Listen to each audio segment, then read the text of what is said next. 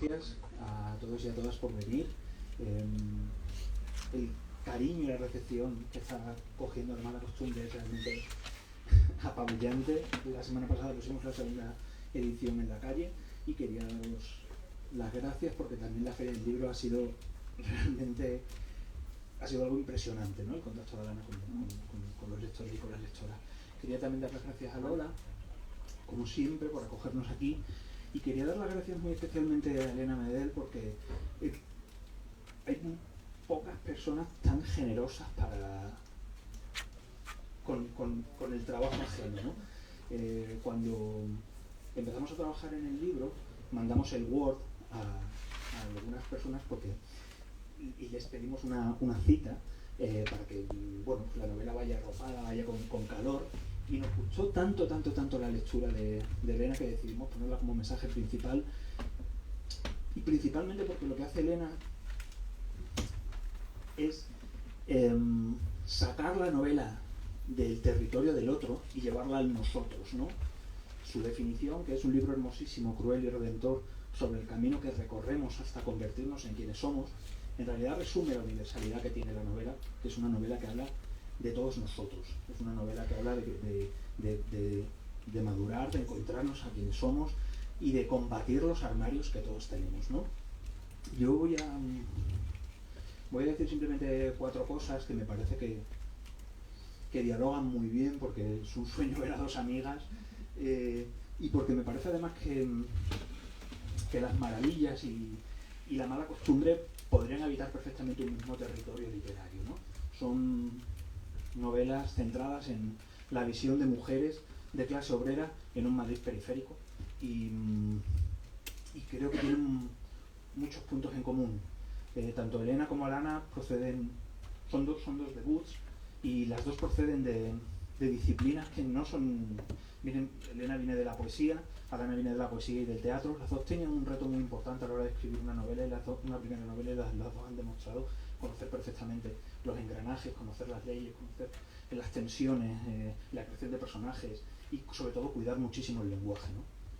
En las dos novelas se puede ver a mujeres que escuchan y que miran a otras mujeres como en una especie de memoria colectiva, ¿no? En las dos novelas hay precariedades, en las dos novelas hay unas precariedades económicas, pero también hay unas precariedades emocionales. En las dos novelas hay una mirada al barrio y una mirada al centro de la ciudad, porque como me contaba Alana, la gente de los barrios, la gente de la periferia de Madrid también mira a Madrid como lo mirábamos la gente de provincias o la gente de pueblos, ¿no? También con esa fascinación. Hay también una mirada a la historia reciente de la historia española, hay una mirada a la España del posfranquismo, a la España de la transición, para analizar un poco de dónde venimos y lo que nos queda por caminar. Y esto es lo último, realmente hay otro punto que comparten, del que estoy especialmente orgulloso, y es que son 2 novelas que han roto fronteras, que desde lo local, que desde historias muy españolas han conseguido llamar la atención fuera. La novela de Elena, como sabéis, ya ha sido publicada en muchísimos territorios, en 15 idiomas, y la de Alana va a ser publicada en 11. En agosto empieza el tour internacional con Francia, con lo cual creo que tienen muchísimos puntos en común. Después de la conversación habrá un turno de preguntas por si queréis preguntar cualquier cosa, y después también habrá una firma de ejemplares. De nuevo, muchísimas gracias a todos.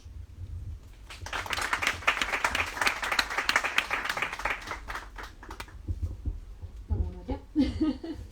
Pues muchísimas gracias. Bueno, a mí me hace mucha ilusión esta tarde. Muchísimas gracias a quienes están acompañándonos y con este calor. Iba a decir que esta conversación, yo pensaba en ella casi como una mesa camilla, pero el calor que hace mejor que estemos así. Así que... Es sacar las sillas al portal. Sí. Que corre el fresquito. Así que muchísimas gracias. Muchas gracias, como siempre, a la Alberti, y muchas gracias a Jesús por su generosidad. Y bueno, hablando de generosidad, por supuesto, muchísimas gracias a Alana por haber haberme propuesto este diálogo, ¿no?, sobre su novela. Me ha gustado tantísimo la mala costumbre y tengo tantas preguntas que hacerte, y me apetece más tanto escucharte un poco hablar sobre esa casi cocina de la escritura. Tengo muchas preguntas sobre de qué forma, ¿no?, se va levantando la novela. Seguro que la habéis leído. Si no, estáis a punto de leerla y conocéis de qué trata, etcétera. Entonces, por eso justo habíamos comentado antes Alana y yo que podía ser interesante salir un poco del tema y hablar sobre el cómo, más incluso que sobre el qué. Es una novela de aprendizaje, sí, pero no. Y yo me voy casi a corregir, voy a corregir el blur. Como va a haber tercera, cuarta y quinta edición, pediré por favor si es posible corregir el blur, porque yo hablaba de ese camino que recorremos hasta convertirnos en quienes somos, y pensaba en el concepto de novela de aprendizaje, pensaba en que no sé si sirve para esta novela, porque la protagonista no sé si tiene que aprender, porque ya sabe lo que es, ya lo sabe todo o casi todo. Quienes tienen que aprender son el resto de la gente es quien tiene que aprender. Entonces, en cierto modo, es una novela de aprendizaje, pero colectivo, de aprendizaje ajeno o externo.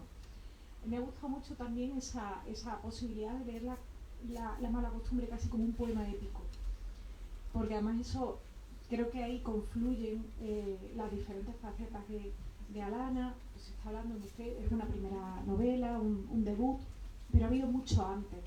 Ha habido una trayectoria como poeta muy valiosa, que está desde luego en la escritura, en el lenguaje, sobre todo en eso, en ese inicio rotundísimo, pero también en todos esos, por una parte en esos fragmentos que tienen más de onírico, y por otra yo creo también incluso en aquellos que tienen un peso costumbrista mayor, ¿no?, en el cuidado por el detalle, en la potencia visual. Luego te pregunto por todo el peso de los sentidos en la construcción de la novela, del lenguaje de la novela. Y está también desde luego toda la parte escénica de ese poema épico, ¿no?, que viene de tu trabajo como dramaturga, de tu vinculación con el teatro. Hay una relectura posible de la novela que yo he ido haciendo en estos días y que he disfrutado mucho, y es fijándome en los espacios y en cómo Alana va construyendo esos espacios. Desde la primera escena, como está, si no lo habéis leído, como están las primeras páginas, creo que son las 2 o 3 primeras páginas, no mucho spoiler, esa caída del ángel, enmarcada perfectamente en un espacio. Alana está escribiendo pensando en el lugar, igual que se escribe en un texto para el teatro pensando en el punto en el que se van a colocar quienes van a interpretar, en el punto en el que se va a trabajar la escenografía, en el que va a fijarse o a no fijarse las luces, etcétera. Esa conciencia de los lugares, casi siempre hablamos de los lugares como algo simbólico, pero en este caso son lugares reales, son lugares geográficos que existen. O por ejemplo, hay un poquito más adelante todo ese juego de habitaciones cerradas. No voy a decir qué habitaciones, no voy a decir cuáles. Me gustaba mucho ver ese mimo, ¿no?, y esa mano tendida a quien está leyendo, en el sentido de entra conmigo en la historia y entra conmigo en ese lugar. Y eso no cae del cielo como el ángel con el que se abre la novela. Eso no cae del cielo, es fruto de muchos años de trabajo, es fruto de esa trayectoria como poeta, como dramaturga, en el teatro, etcétera, y va fructificando en este poema épico que lo reúne todo. No sé muy bien por dónde empezar, de qué hilo tirar. Casi te iba a preguntar, o te iba a lanzar una primera idea, que es la mala costumbre como tragedia griega. Pues bueno, muchas gracias a todo el mundo por venir. Buenas tardes. Es genial ver este espacio lleno. porque el libro ya tiene, bueno, casi 2 meses y es una maravilla ver a tanta gente aquí, con el calor que hace, y gracias a Lola y a Alberti. Y gracias a Elena, que la quiero, que es mi amiga, que bueno, que la admiro y que bueno, pues para mí es un, no sé si un sueño o una fantasía cumplida, pero es una maravilla tenerla a mi lado. Pues bueno, primero me gusta mucho que hayas sido tú quien diga bueno, todo esto del poema épico y esa comparación con la tragedia griega, porque es muy intencional. El libro está literalmente construido un poco como un poema homérico con cantos cortos en los que la protagonista siempre espera una especie de revelación de una figura que es casi oracular, o alguien que, bueno, que le introduce una especie de submundo o pasa algún tipo de infierno, pero esto la catapulta a seguir adelante, ¿no? En casi todos los capítulos del libro esto sucede, ¿no? Hay varios grandes oráculos, el gran oráculo que es un personaje que se llama Margarita, que bueno, es un poco spoiler, un poco no, pero al final Ítaca está, el objetivo, lo que la protagonista está buscando, estaba en Ítaca, ¿no? Sale de Ítaca para volver a Ítaca y darse cuenta de que estaba allí y de alguna manera sustituye al oráculo original. Esto es intencionadísimo, porque es la música de mi cabeza, porque es con lo que yo he formado los cimientos de mi aprendizaje lírico, de mi aprendizaje narrativo y de lo que, bueno, de cómo veo las cosas. Mis primeras lecturas fueron mitología y bueno, pues simplemente fue creciendo el nivel. Primero era mitología infantil y después pues esto nada, fue creciendo hasta leer los originales, pero esa es la música que funciona en mi cabeza y además me parecía una estructura utilísima para contar un viaje, ¿no? Creo que es la mejor manera de contar un viaje está inventada desde casi uno de los primeros textos de la historia, que era una narración, ¿no? Entonces sí que me parecía muy útil y sí que es muy intencionado. Y es verdad que hay grandes clímax muy dramáticos que también tienen mucho que ver con la tragedia griega, ¿no? O con lo shakespeariano un poco. A mí me gusta mucho ese teatro, ¿no? Me gusta el teatro en el que las cosas están muy definidas y hay puntos muy concretos por los que hay que pasar, grandes caídas, grandes grandes entronizaciones, grandes arrastrar por el suelo a los personajes, cosas que pasan forzosamente y que hacen que, bueno, que sabes identificar muy bien, ¿no? Acaba de caer en desgracia, acaba de iniciar el viaje, ahora ha perdido la esperanza, ahora tira para adelante, ahora tira para atrás. No soy muy sutil en ese sentido y no creo que lo vaya a ser nunca, ¿no? Y esto pues quería hacerlo así. Tenía anotado la Odisea. Pensar, de hecho, en algún momento se cita de manera específica el regreso a casa, cuando al final la casa es una misma. Es una historia en la que hay princesas, hay cerdos, hay hechiceras, hay lotófagos, hay cíclopes. Es decir, están esos ecos escuchándose, ¿no? Iba a decir cantos de sirena, un poco por seguir con esa atmósfera. Sí, además es el texto que tenía en la cabeza, digamos, como comparación obvia. Lo que pasa que además, curiosamente, de los textos griegos, aunque la Odisea pues es muy útil para esto, es un texto que yo creo que, bueno, pues a quienes nos interesan estas cuestiones, pues siempre, bueno, es una cosa importante, pero yo detesto a Odiseo, es un personaje que le odio, ¿no? Y me apetecía hacer una perversión también pues no sé, Odiseo es alguien que se da muchísima importancia a sí mismo, que nunca aprende de los demás, ¿no? Es un tipo que va dando lecciones por ahí, se cree que puede dar lecciones a los dioses, a las diosas y a las brujas y a quien se encuentra por ahí. En realidad, bueno, Homero le acompaña un poco, a veces le deja que se salga con la suya, pero es un cretino increíble, ¿no? Es un payaso, además hay un momento en el que cuando la protagonista se compara con Odiseo es para muy mal, ¿no? De repente considera que ser ese Odiseo, ese Ulises, la posibilidad de serlo es dar marcha atrás en su propia vida y le parece un horror, ¿no? Pero es verdad que como texto funciona tan bien y como no sé, es una balada épica en todos los sentidos y aún subrayo lo de balada porque realmente se lee tan deprisa, acompañas también al personaje, casi se va meciendo con las mareas cada canto y bueno, eso pues tenerlo en cuenta para escribir un texto eso. Sí.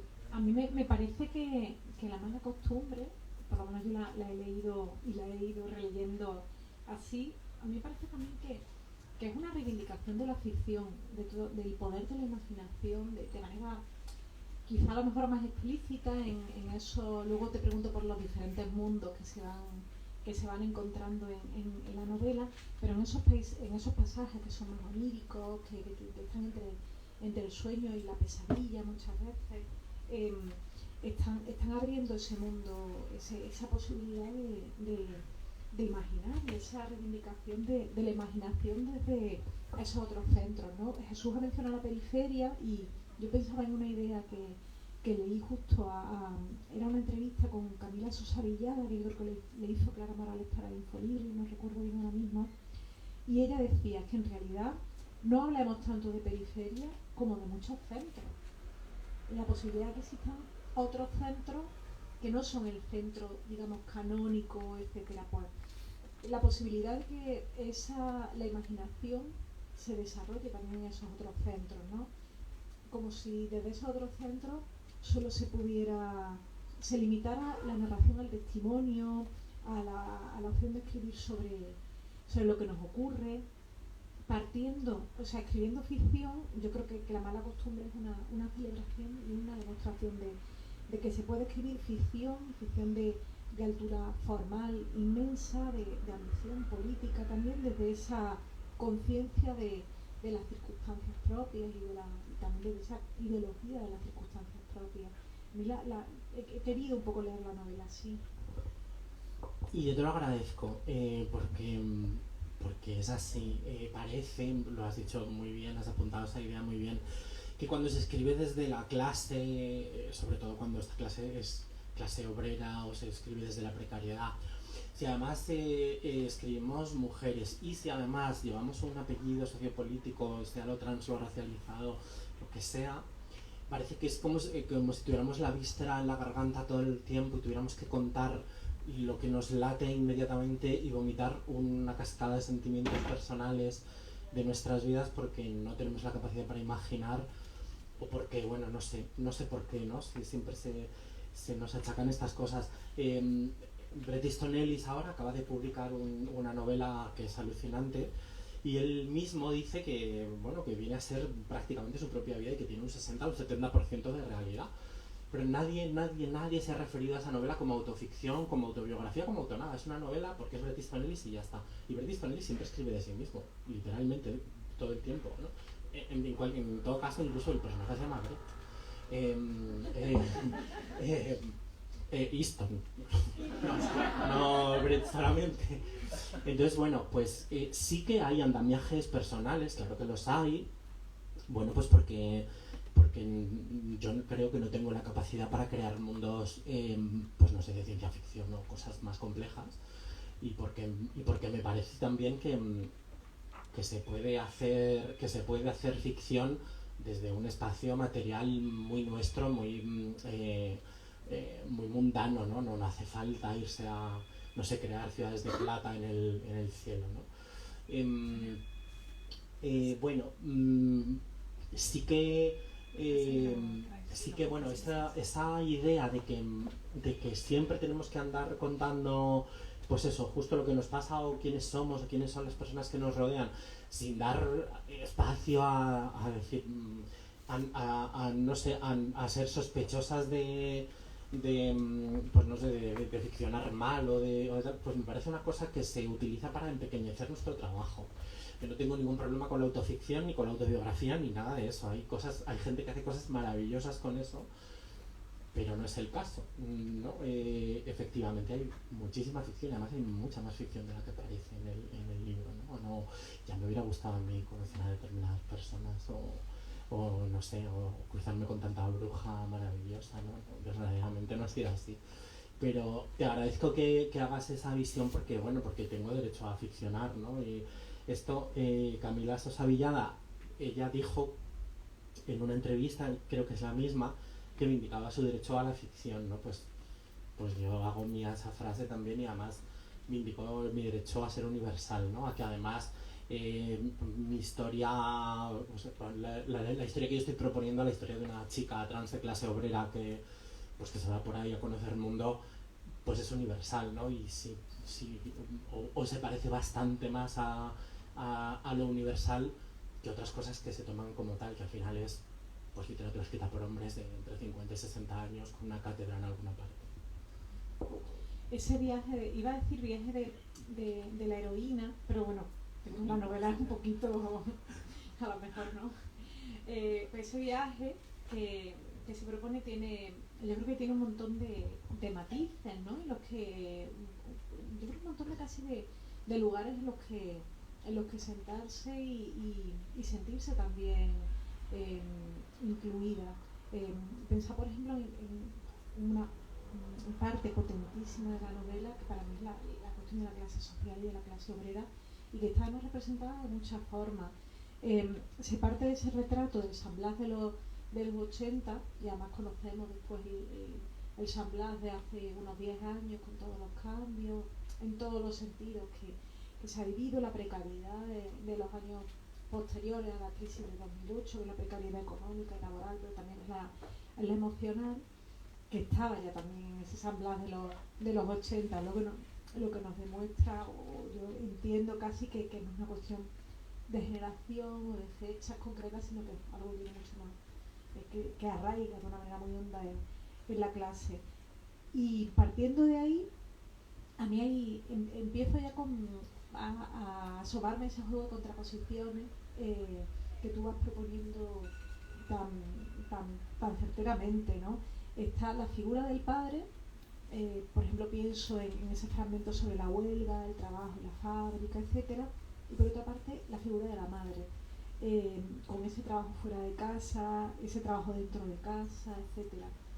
La manera en la que se va poniendo el cuerpo, la forma diferente en la que se va afrontando esa experiencia de clase, aquí entra también la cuestión del género. Es que una cosa que yo creo que nos ha perjudicado muchísimo, y a los hechos electorales me remito, es que se cuenta muy a menudo la experiencia de clase como una experiencia de clase, una cosa unificadora, injustísima, y al final dices clase obrera y la imagen que aparece es pues la de un señor con un mono azul, la cara manchada y protestando en el polígono industrial de turno, ¿no? Y eso es la clase obrera, pero la clase obrera es muchas cosas, ¿no? Ese señor, la cena, a ver quién se la hace, ¿no? Y los niños, quién se los cría, etcétera, etcétera, etcétera. Porque la clase, como todo en esta vida, es variada, hay miles de experiencias diferentes, y unificarlas es empequeñecerlas, simplificarlas y deshumanizarlas en realidad. Y a mí esto me importaba muchísimo, porque además en la protagonista de la novela la clase la marca del todo, ¿no? Es tan importante esa experiencia de clase como su experiencia trans o como sus primeras experiencias sexuales, etcétera, ¿no? Es como la clase la conforma, ¿no? Esa manera de pensar además urgente del miedo al futuro, no solo en cuanto a quién voy a terminar siendo, qué me va a pasar, sino qué va a ser de mí, que es un miedo de clase, el miedo de clase básico, ¿no? ¿Qué va a ser de mí? Si esto no me sale bien, ¿qué hago? ¿Dónde voy a trabajar? ¿Qué podré estudiar? ¿Podré vivir? ¿Podré hacer no sé qué?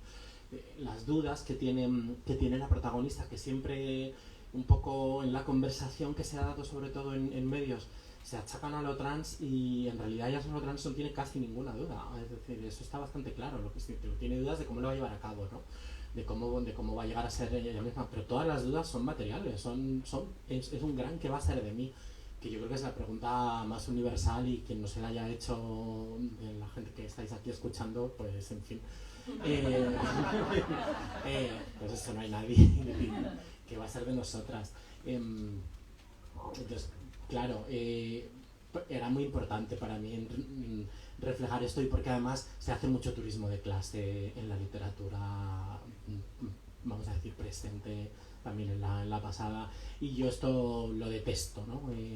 Esto es una historia que empieza, me vais a perdonar porque habrá gente que le guste mucho, que empieza con el cine kinky, que era la manera de disfrazar de monos y poner a saltar a unos pobres desgraciados a los que luego abandonaron del todo a su suerte y se murieron antes de los 20, todos o casi todos. Es decir, dale torete, pero al torete le tenías que haber echado una manita después de hacer dinero a su costa.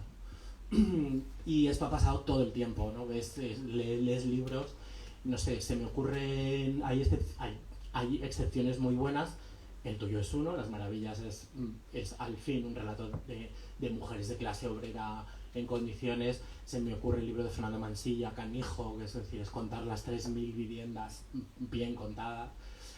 Bueno, el turismo de clase me da mucha rabia y esto es importante para mí también. Si me permites añadir uno, hay un libro que a mí me gustó mucho, lo leí hace unos meses, Proletaria consentida, de Laura Carneros, en Caballo de Troya. Es un libro además con creo con un sentido del humor muy interesante, ese contrapunto. Y por ejemplo, sí, hay ejemplos fantásticos, pero bueno, pues ¿no? que quizás sí que es ahora cuando están floreciendo un poco. Yo creo que nos ha tocado el orgullo de clase un poco y está saliendo, pero bueno, que hasta ahora, en mi opinión, se había hecho mucho este turismo.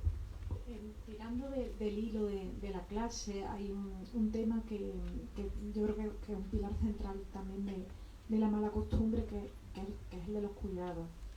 Y ahí se aúna la cuestión de género, por supuesto, la cuestión de clase. Tenía apuntadas como varias. Hay algo que me parece muy hermoso, que es ese cuidado entre las vecinas, por ejemplo, de San Blas, entre las mujeres de Gran Vía, que además actúan a su manera como coro casi, ¿no? Enlazando otra vez con la cuestión griega. Son un coro que está ahí presente, que está casi, no son una masa informe, por así decirlo, sino que son personajes cada cual con todas sus vetas y todos sus matices, pero cuidando a una, ¿no? Por así decirlo. Está después el cuidado de la madre a los hijos, ¿no? Pues la madre de la protagonista y a su hermano, de hija a madre, ¿no? En el caso de Margarita, y en el caso del personaje de Margarita también algo que me parece que es muy hermoso, es esa madre sin hijo, ¿no? Porque es madre y esa hija también en cierto modo sin madre, porque tiene su propia madre, pero también va escogiendo otras madres diferentes. Y hay otros cuidados, ¿no? Por ejemplo, entre iguales que no lo parecen, pero hay una cuestión de clase que va uniendo a esos iguales, a esos raros iguales, por así decirlo, ¿no? Como por ejemplo pensaba en esa defensa de Sebastián a Margarita, que es una defensa que no tiene jerarquía, que nace de esa sensación de decir, se lo haces a ella, pero me lo podría estar haciendo a mí, entonces por eso me levanto, ¿no? Bueno, es que creo que el mundo sin los cuidados no se movería, ¿no? Y como esto se ha entendido muy bien desde quienes no los proporcionan, pues se han socializado para que salgan gratis, ¿no? Bueno, partiendo de ahí, que es una cosa que bueno, ojalá se pudiese socializar todo y así todo saliese gratis, ¿no? Pero no solo unas cosas. Pero es verdad que sin los cuidados no funciona el mundo, no funcionan los barrios y no creo que no, vamos, que no estaríamos aquí casi nadie sin esos cuidados, además que nacen por un lado de la necesidad, pero muy a menudo también pues por el lado del corazón, ¿no? Porque sencillamente pues no sé, el primer instinto humano es no dejar a otro atrás, ¿no? Ahí decía, creo que era Mary Bailey, no me acuerdo, una antropóloga muy conocida, no sé si es Bailey o Bailey, no me acuerdo el nombre, perdonadme, que el primer rastro de humanidad que entendió ya que la humanidad estaba en marcha cuando se descubrió el primer fémur entablillado, ¿no? Y cuando ya no dejaron atrás a alguien y siguieron hacia adelante. Pues es que esto es clave, ¿no? Es algo que yo creo que los cuidados es algo que nos van a atravesar en algún momento de nuestra vida a todo el mundo. O los vamos a proporcionar o nos lo van a proporcionar. Bien sea alguien que nos quiera, bien sea alguien a quien paguemos, o bien sea los servicios sociales, pero alguien nos cuidará. Y si no, pues la cosa se va a poner muy fea, ¿no? Se nos pondrá muy fea. Y ese trabajo también lo tendremos que hacer, ¿no? Pues con nuestros padres, con nuestros familiares, con quien sea. Pero esto, contar una vida sin contar los cuidados, no tiene ningún sentido porque no estaríamos aquí sin ellos.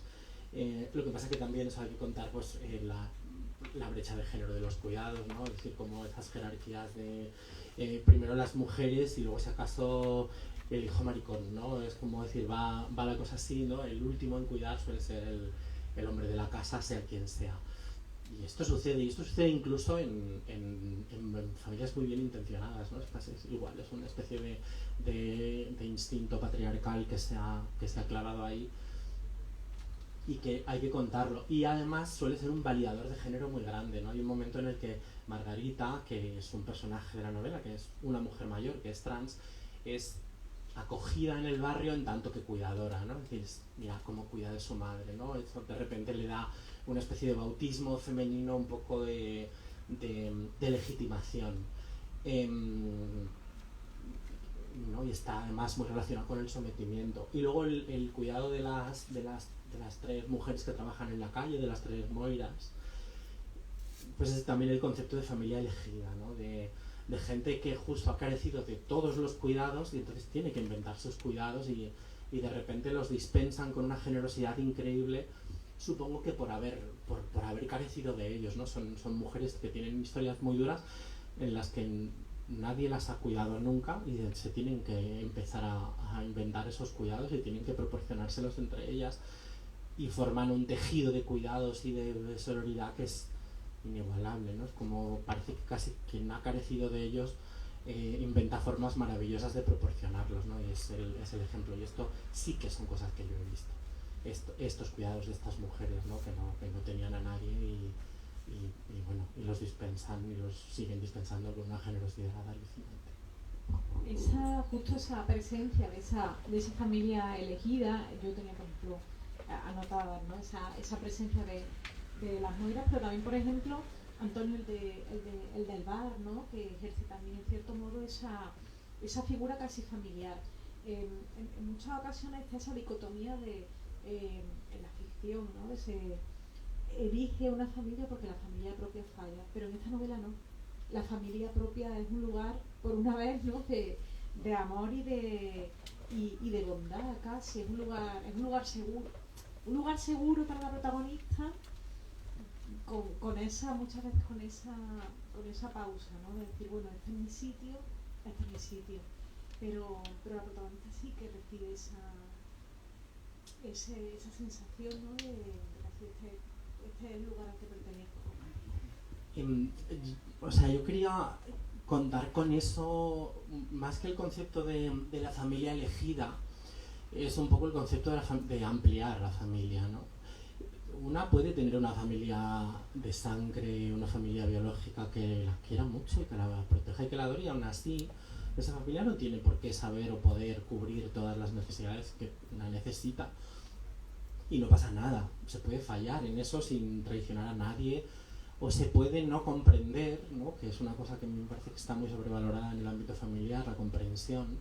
Se puede no comprender, pero no rechazar, ¿no? Y querer igual, decir, pues mira, no te entiendo, pero te quiero, y aquí tienes un lugar seguro, pero necesitas otras cosas. Entonces, pues amplías la familia a quien te da lo que te falta, ¿no? Me parece una cosa que en realidad creo que esto lo hemos practicado mucho, pues muchas personas LGTB, pero esto lo debería hacer, bueno, en realidad lo ha hecho casi todo el mundo, lo que pasa es que lo llaman amigos, o lo llaman, no sé, mi mejor amigo, la persona que le cuenta las cosas. No, es tu familia ampliada, es esa persona que te da lo que no te da tu hermano, por mucho que tu hermano te adore y te quiera y te proteja, pero no pone cosas que no vas a saber escuchar, ¿no? Pues bueno, y luego, pues claro, en casos de expulsión de la familia, en casos crueles y duros, pues bueno, pues con más motivo, ¿no? Pero al final es es un poco, no sé, esa nomenclatura de la familia es una cosa, los amigos son otra cosa, pues hay un momento en que los afectos afortunadamente se difuminan y pues es la gente que te quiere, que te sirve de puerto, que te sirve de sostén, que te sirve bueno, pues de ese lugar donde puedes descansar un poco. Eso puede estar mucha gente. Asomándonos otra vez a todo ese andamiaje formal de la novela, hay un juego muy interesante, ¿no? Que ya lo comentaba antes, que plantea, que es el de las contraposiciones, de los mundos enfrentados. A mí en este caso, además, por ejemplo, ¿no? La cuestión de la familia es una excepción, porque sí es verdad que no hay un choque, no hay una tensión entre esas dos posibilidades. Y tú además incluso en estos enfrentamientos de mundo, los vas llenando de matices. Los personajes siempre, salvo sí que hay algún personaje que es un villano, por así decirlo, pero siempre están llenos de matices, siempre hay bueno, algunas razones que puedes no comprender, pero que al personaje le sirven para actuar como actúan, pero hay un enfrentamiento principal, que es el de los dos mundos de la protagonista, ¿no? Está ese mundo de la realidad, que es el mundo del origen, es el mundo del barrio y de la familia, es un mundo que se desarrolla más casi siempre de día, que tiene una prosa más realista, una mirada, no soy más costumbrista, pero sí desde luego tira de otros recursos y una mirada más que nunca es pintoresca, que nunca es un cliché, siempre está llena siempre es muy matérica.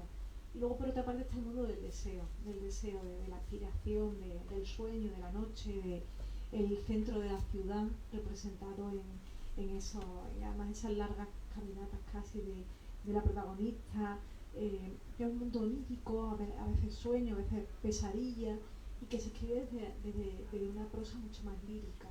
Está esa decisión esa decisión formal, ¿no? De decir, este es el lenguaje que uso para este mundo, este es el lenguaje que uso para este otro mundo. Casi que te iba a preguntar, pero que prefiero casi dejártelo y que me respondas. Pues, bueno, es tal cual así. En el esquema que yo tenía delante de mí cuando ya me senté a redactar la novela, las dos primeras palabras que había arriba eran realidad versus verdad.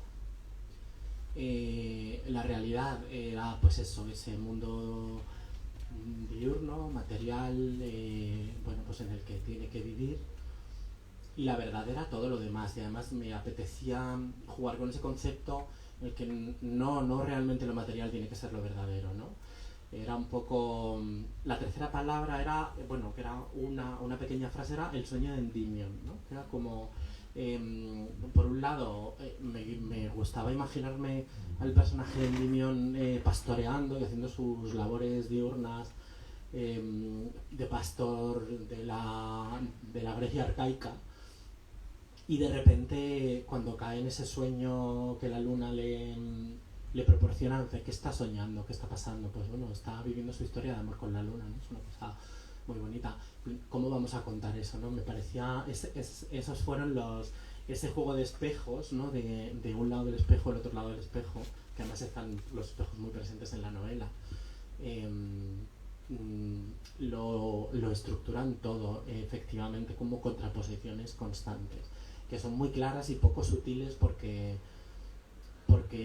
un poco recuperando lo que decía al principio, a mí no me gusta trabajar desde ciertas sutilezas, ¿no? Eso quería que quedase clarísimo, y además se repite en la novela varias veces porque, bueno, pues por si acaso no había quedado claro. Además, durante parte de la escritura tenía mucho en mente la obra teatral de Tomás Pandur, que a mí me gustaba mucho, es un autor esloveno, un dramaturgo esloveno y director escénico que murió hace unos años, que trabajaba mucho desde la frontalidad, ¿no? Un poco la mala costumbre de puedes entrar en cada capítulo y te les puedes imaginar a todos en silencio, casi mirándote a ti, y cuando se dan cuenta que les estás mirando empiezan a hablar, ¿no? Esta era también la idea que yo tenía, esa especie de pacto con el lector que está diciendo hasta que tú no vengas no empezamos, no empezamos esto. Y además en este sentido él era muy poco sutil en cuanto a las frontalidades, cuando los actores, cuando los personajes están mirando al espectador y cuando están hablando entre ellos, y los apartes, tenían muchos apartes muy bien hechos de personajes que están hablando entre ellos, pero en el momento en el que paran estos apartes shakespearianos, pues estos personajes lo hacen mirando al público y además muy quietos y muy de frente, ¿no? No este rollo así. Y todo esto está ahí metido. ¿Qué más referencias habría? Porque hemos hablado del teatro griego, de Shakespeare, de Pandur. En algún momento, por ejemplo, te he leído a mencionar a Martin Gaite, que además me parece que sí que hay, que se van entre visillos, por ejemplo, que me parece que tiene esa voluntad coral que tiene también la novela, porque hay una protagonista, pero a mí me parece que la novela va reuniendo otras historias diferentes, una historia de historia. Se puede leer en alguna entrevista que he mencionado ese libro en concreto, además. Bueno, a mí de Martin Gaite lo que pasa es que siempre me gusta tener cerca su obra cuando escribo o cuando pienso en escribir, por si se me pega algo, en realidad. Porque me parece el resumen de la inteligencia literaria, me parece que escribía con una inteligencia, pues bueno, de la que ojalá se me pegase algo, ¿no? Es así su capacidad para hacer hablar a la gente y decir exactamente lo que tienen que decir y lo que necesita a la hora que digan. Lo hace con una naturalidad increíble y en su, no sé, incluso en su voz poética. Entonces, de una clarividencia pasmosa. Y entre visillos estaba entre los libros, entre la torre de libros que tenía ahí, que eran otras voces, otros ámbitos de Truman Capote. También un poco por si se pegaba algo por osmosis. Estaba Fuegos de Marguerite Yourcenar, que está siempre, es una de las obras que ha marcado mi vida por completo, y porque además de repente vi que eso se podía hacer, ¿no? Y esa cosa que no es del todo poesía, no es del todo teatro, no es del todo novela, no es del todo monólogo, pero es todas las cosas a la vez. Y estaba El hombre que se enamoró de la luna, de Thomas Pambauer, porque es mi novela favorita y porque en realidad porque me gustaría que La mala costumbre se pareciese un poco, la verdad, ¿no? Es así de sencillo y así de humilde, la verdad. Sí que tengo estas cosas en mente que me ayudan a escribir y me ayudan a estructurar lo que hago, pero también es por puro fetichismo literario y pues eso, por si acaso cae algo de un libro a otro, a ver si cuela. En la novela hay máscaras, hay destinos, hay maldiciones, hay profecías, hay brujas, hay diosas, hay mitos, hay santas, hay figuras de la cultura pop.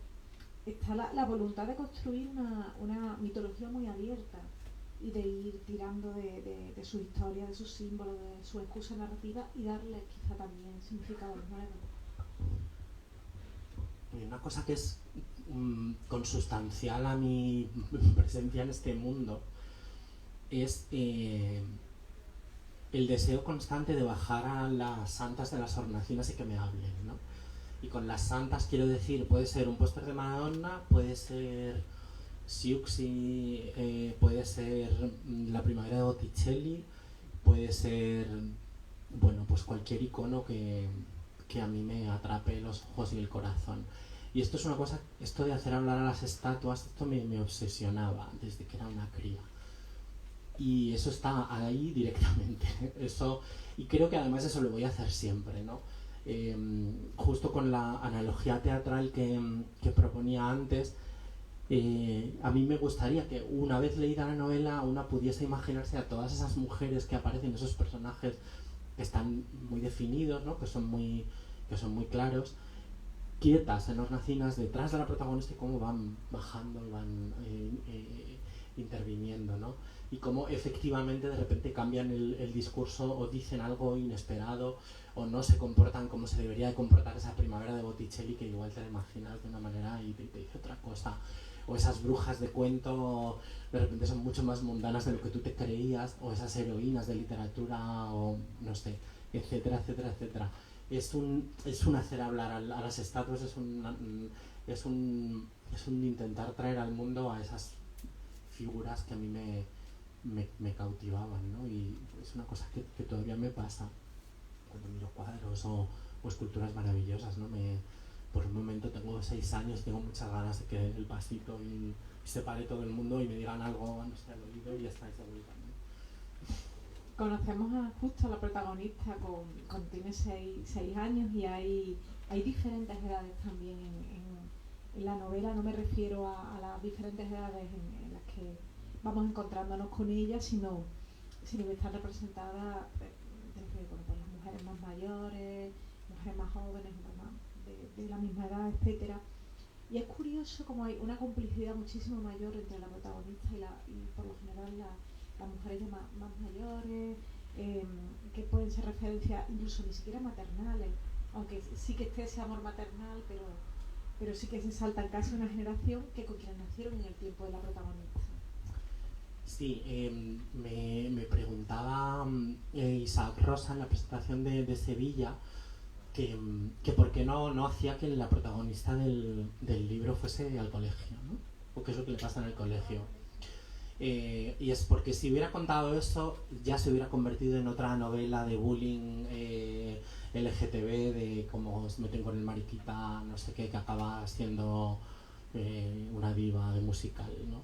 Y no quería contar eso porque es ficción, porque esta protagonista no necesita ir al colegio para aprender las cosas, porque ella sabe todo lo que tiene que saber desde que es muy pequeña.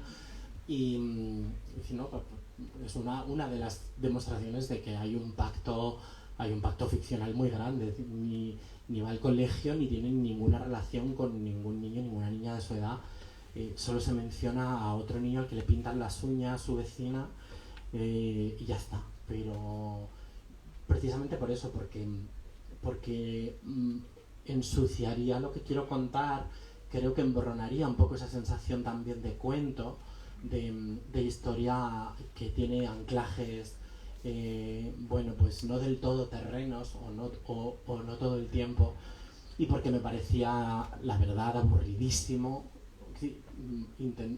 leerme a mí misma contando batallitas de patio de colegio que yo no sé contar.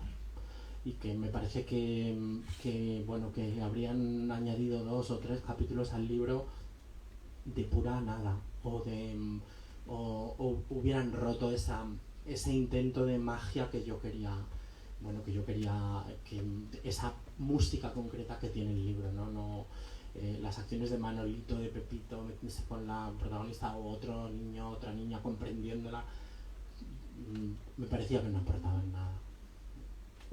Antes casi por supuesto, antes de pasar la palabra al público y casi de preguntarte si hay algo que quieras decir o que se haya quedado por contar, muchísimas cosas, te quiero preguntar por uno de los aspectos que más me han gustado de la novela, que es la comida. La cuestión de la comida,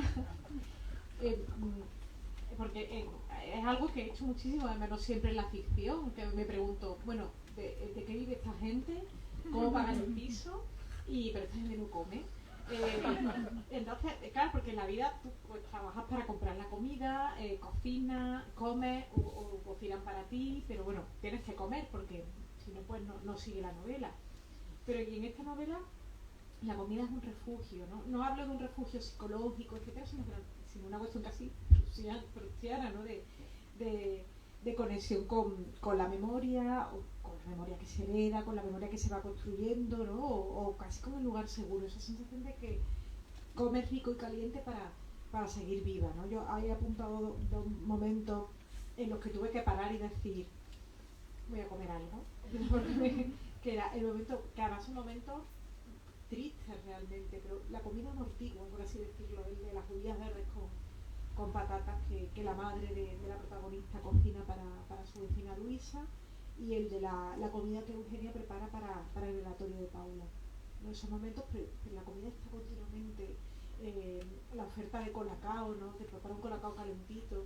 Me gustaba mucho esa presencia de la comida en la novela tan sin pretensión pintoresca, ¿no? Sino, bueno, es que comemos. Y esta novela tiene una voluntad realista y dentro de esa voluntad realista está la cuestión de la comida, pero también como recurso. Mira, empiezo por el final en cuanto al recurso. Tú porque sabes que si te vendasen los ojos, porque sabes que estás en casa de tu madre, y si no tu madre, de una tía tuya, de alguien que sea especial para ti, o bueno, con quien tengas una casa que tú consideres refugio, por cómo huele, y a qué huelen las casas en realidad, a la comida que se hace y a veces a los productos con los que se limpia, pero el olor de la comida es muy particular, o incluso tu propia casa, ¿no?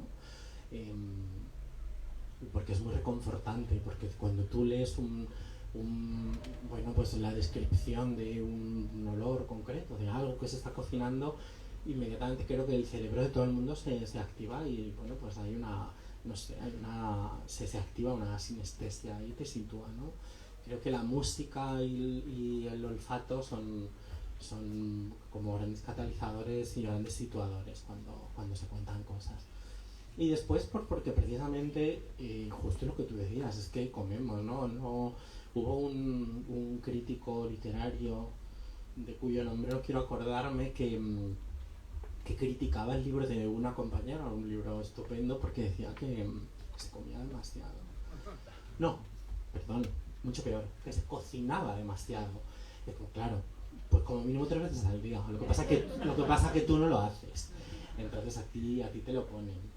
Entonces, bueno, claro, es que si no comemos no tiramos para adelante, no sé, no se puede vivir y esta criatura camina mucho.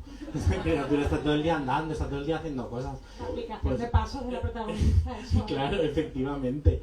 Es decir, al final, oye, hora y media de ida, una noche entera de cancaneo, hora y media de vuelta, luego como para no comerte un bocadillito antes de acostarte, ¿no? Un buen desayuno.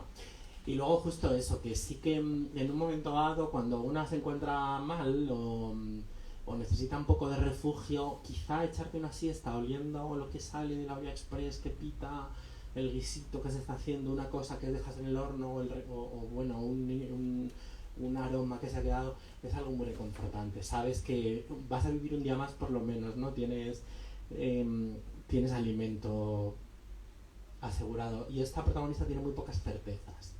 Entonces yo utilizaba mucho la comida como la certeza de hay un mañana, ¿no? Cuando ella vuelve a casa de sus padres y bueno, pues cuenta cómo los sábados por la tarde huele al guiso del día siguiente, porque lo están haciendo y dicen, bueno, hay un día siguiente. Mañana nos vamos a sentar otra vez a la mesa, vamos a comer y voy a comer con ellos, además estamos juntos y a su manera me quieren mucho porque me están haciendo la comida, ¿no? Incluso ese padre que se hace un bocadillo solo para darle un bocado y dárselo a la hija porque es su manera de decirle, pues no sé lo que te pasa, pero yo me quito la comida de la boca para dártela, ¿no? Pues que la comida es importantísima y no, bueno, no contar eso pues es raro, ¿no? Es como, quizá lo del colegio también es raro, pero bueno, pero hay gente que sobrevive sin ir al colegio pero sin comer. En la novela hay un anclaje muy fuerte, lo pensaba ahora, a los sentidos, ¿no? En la novela se toca, se ve, se huele, se escucha, está la presencia del sabor y pensaba que ya lo último prometido.